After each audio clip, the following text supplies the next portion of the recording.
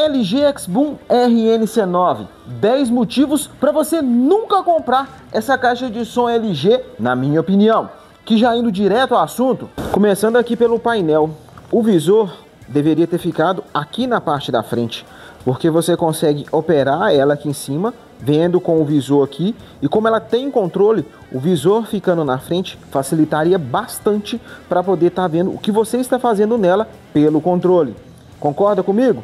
Então deixa o like. Continuando aqui no painel, as entradas USB deveriam ter ficado na parte de trás junto com as demais conexões para não encher de poeira desse jeito. Os botões de volume de microfone, instrumento e volume principal deveriam ser rotacionais, porque tem bastante espaço e porque, olha, isso é bem chato, esse barulho. Além disso, deveria ser um botão de volume só para instrumento e um botão de volume só para o microfone. Essas funções de DJ, para mim, são totalmente inúteis. Ao invés de ter 3 botões para equalização, poderia ser apenas um, que eu acessava a equalização manual, acessava de reforço nos graves e também as pré-programadas, que mais ou menos você percebe a diferença de uma para outra. Já aqui na parte da frente, desmontar ela para poder estar limpando os alto-falantes não é tão difícil, mas tem um passo a passo um pouco complicado, porque você tem que começar desmontando aqui em cima para depois chegar aqui embaixo. Caso você tenha uma LG RNC9 e tenha interesse em ver o passo a passo de como desmontar ela para poder estar limpando, eu fiz um vídeo exclusivo no clube de membros. Com apenas R$ 1,99 você se torna membro e terá acesso a esse vídeo do passo a passo de como desmontar a LG RNC9 e a vários outros vídeos exclusivos aqui do canal, além de me ajudar bastante a continuar comprando essas caixas de som. Voltando lá nela, apesar de ser muito bonito, o acabamento Black Piano não me agrada porque, dá uma olhada, arranha muito fácil. Inclusive, aqui nos dutos dela você vai perceber o tanto que já arranhou. Dá uma olhada. Essa caixa não é minha desde nova, mas por aí dá para você ter uma noção do problema de ser Black Piano. Outro detalhe, aqui ó, o duto deveria ter tela para evitar que animais, insetos entrem dentro da caixa e que crianças também joguem coisas lá dentro. Ali agora que eu tô vendo, ó, eu dei bobeira ali nesse cantinho aqui, ó, tá vendo? Porque ela não é pintada de preto assim. Quando eu abri a minha para poder limpar, eu já aproveitei para poder pintar de preto, porque você via a falta de acabamento lá dentro. Então eu tentei pintar para ver se ficava melhor.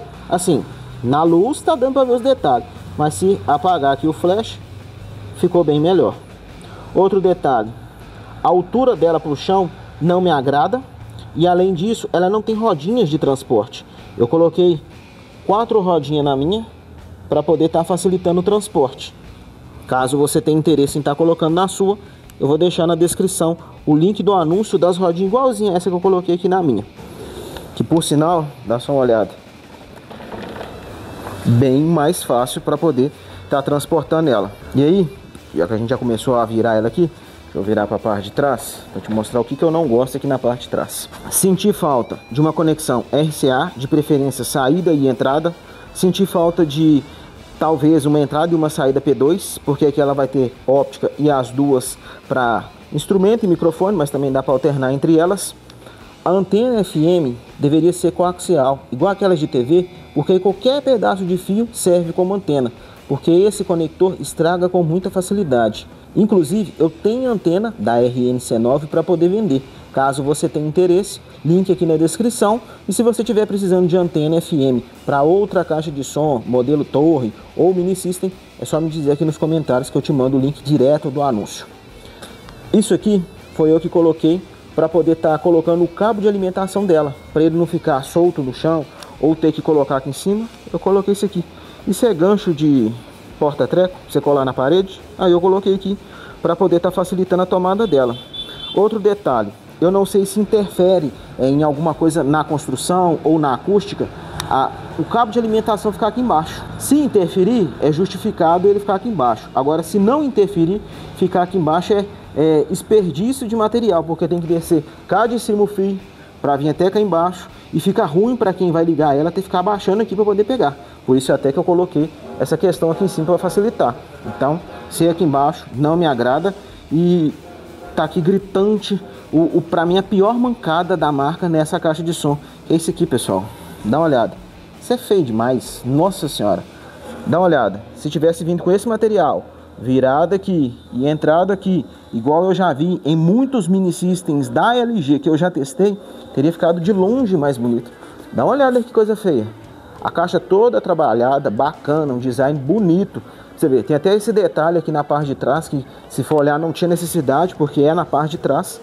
E aí me dá uma bobeira dessa no acabamento de madeira. Isso pra mim foi o pior erro da LG nessa caixa de som. Claro que ela não é uma caixa de som só com pontos negativos. Nesse vídeo você vai conferir os 20 motivos para você estar investindo em uma caixa de som LG X-Boom RNC9, na minha opinião, após vários meses de uso.